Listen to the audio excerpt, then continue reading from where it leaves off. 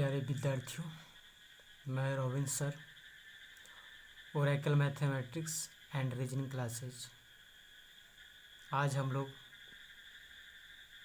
सगीर अहमद के problem on as यानी आयु संबंधित प्रश्न पूछेंगे। प्यारे विद्यार्थियों, आप लोग को बताना चाहेंगे कि पिछले 2 क्लास में मैंने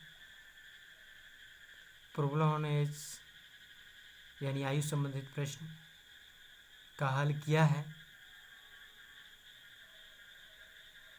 आज हम लोग यानी पिछले क्लास में 8 तक हो चुका है। आज हम लोग 9 से स्टार्ट करेंगे। चलिए हम लोग देखते हैं 9वां क्वेश्चन क्या दे रखा है। क्वेश्चन में दिया है, क्वेश्चन पढ़िए। क्वेश्चन कह रहा है 9वां क्वेश्चन, अमर और अंजलि की वर्तमान आयु में अनुपात 2:3 है। 3 वर्ष बाद यह अनुपात 3:4 होगा। अमर की वर्तमान आयु कितने वर्ष है? यानी फिर से पढ़ लीजिए क्वेश्चन को। अमर और अंजलि की वर्तमान आयु में अनुपात 2:3 है। वर्तमान आयु की बात कर रहा है, गौर से पढ़िएगा। अमर और अंजलि की वर्तमान आयु में अनुपात 2:3 है। चलिए तो हम लोग देखेंगे यहाँ क्वेश्चन नंबर 9। क्वेश्चन नंबर 9 पे आएंगे, बारीकी से देखेंगे। क्वेश्चन दे रखा है क्वेश्चन नंबर 9 यानी अमर और अंजलि है। क्या है? अमर और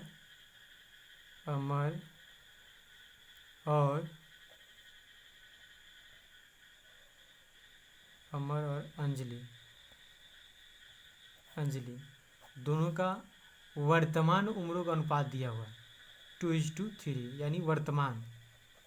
लिख देंगे, क्लियर लिखते रहेंगे। है मतलब वर्तमान की बात कर रहा है। आगे है 3 वर्ष बाद यह अनुपात 3:4 होगा। फिर से देख लीजिए आप, क्वेश्चन कह रहा है 3 वर्ष बाद। 9 नंबर क्वेश्चन देखेंगे। 3 वर्ष बाद यह अनुपात 3:4 होगा। होगा मतलब फ्यूचर की बात कर रहा है?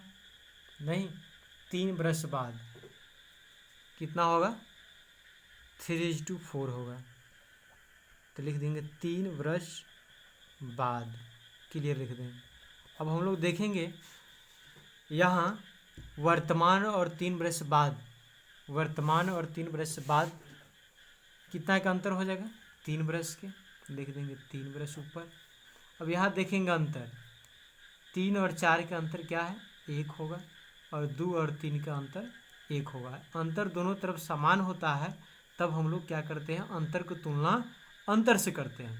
तो यहाँ वर्तमान और 3 वर्ष बाद की आयु में कितना वर्ष का अंतर होगा? 3 वर्ष के, इसलिए 3 लिख दिए हैं। फिर से देखिए, वर्तमान और 3 वर्ष बाद के बीच का अंतर कितना हो जाएगा? 3 वर्ष, इसलिए 3 ऊपर लिख दिए हैं। यहाँ दोनों तरफ देखते हैं अंतर समान है, यानी इधर भी 3 और 4 के अंतर देखते हैं तो 1 होता है, और 2 और 3 का अंतर देखते हैं तो यहाँ भी 1 आ रहा है। यानी कुल मिलाकर दोनों तरफ हमारा अंतर समान है।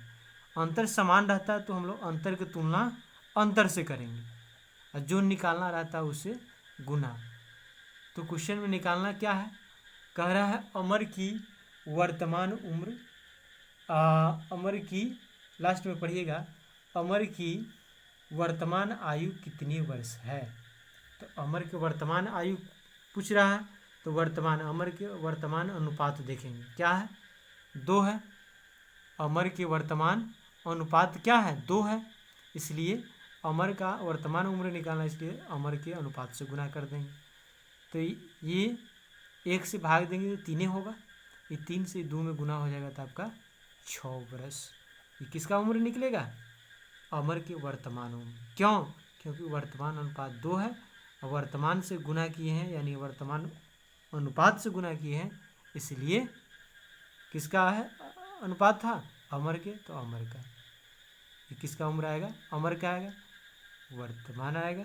क्यों, क्योंकि वर्तमान अनुपात से गुना किया। इस प्रकार आंसर क्या बनेगा, 9 के पहला आंसर बनेगा, यानी ऑप्शन नंबर ए यानी 6 आंसर होगा। इस प्रकार ये आपका आंसर है। समझे। दूसरा क्वेश्चन की तरफ चलते हैं हम लोग। 10वां नंबर क्वेश्चन पढ़िए। 10 नंबर क्वेश्चन कह रहा है, 10वां क्वेश्चन फिर से पढ़िए अच्छा से। देखिए हम जूम कर रहे हैं, देखिएगा। 6 साल पहले कमल तथा सुरेश की आयु का अनुपात 6:5 था। 4 साल बाद अनुपात 11:10 हो जाता है, तो सुरेश की वर्तमान उम्र क्या होगा। क्या है, वर्तमान उम्र क्या है, वर्तमान उम्र निकालना है। यानी 6 साल पहले का अनुपात दे दिया है और 4 साल बाद का अनुपात दे रखा है। अब पूछ रहा है सुरेश की वर्तमान उम्र क्या होगा। दो नाम है, कमल और सुरेश, यहाँ लिखेंगे। क्वेश्चन नंबर 10 है, कमल है, लिख देंगे कमल और सुरेश, दो व्यक्ति का नाम जिसका अनुपात दे रखा है 6:5, लिख देंगे 6:5। ये 6 वर्ष पहले का है, लिख देंगे 6 साल पहले। क्लियर, 6 साल पहले लिख दिए, समझ में आया। अब फिर आप आगे देखेंगे, 4 साल बाद यह अनुपात 11:10 हो जाता है। 11:10 हो जाता है कितने वर्ष बाद, 4 साल बाद। अब देखिए हम लोग पहले ही बता रखे हैं कि पहले यहाँ अंतर देखते हैं, दोनों अंतर कितना हो जाएगा, 6 साल पहले 4 साल बाद, यानी 10 साल का अंतर हो जाएगा। कितना हो जाएगा, दोनों के बीच का अंतर 10 वर्ष। यहाँ लिख देंगे 10, ऊपर में लिख दिए 10। क्लियर, यहाँ तक कोई कन्फ्यूजन नहीं होना चाहिए। अब आगे देखेंगे, यहाँ देखते हैं इसके बाद, यानी 6 साल पहले 4 साल बाद, बीच का अंतर कितना हो जाएगा, 10 वर्ष। 10 लिख दिए ऊपर, समझ में आ रहा है। आगे देखेंगे, यहाँ अंतर देखते हैं, यहाँ अंतर कितना है 5, और इधर कितना अंतर है 5, यानी दोनों तरफ अंतर समान रहता है, तो अंतर की तुलना अंतर से करते हैं। यानी 10 की तुलना किससे करना होगा, 5 से। जो निकालना रहता है उससे गुना करते हैं। तो क्वेश्चन में निकालना है हम लोग को सुरेश की वर्तमान उम्र क्या है। तो इसमें देखिए सुरेश का अनुपात ये है या न तो ये है, तो ये इससे गुना करेंगे तो 4 साल बाद की उम्र निकलेगा, इसलिए क्योंकि 4 साल बाद का अनुपात है। इससे गुना करते हैं तो 6 साल पहले की उम्र निकलेगा। क्यों, क्योंकि 6 साल पहले का अनुपात दे रखा है, यानी वर्तमान का अनुपात दोनों में से कोई नहीं है। निकालना किसका उम्र है, सुरेश का। तो या तो इससे गुना कीजिए, इससे गुना करेंगे तो 4 साल घटाना होगा। क्यों, क्योंकि 4 साल बाद का अनुपात दिया हुआ है।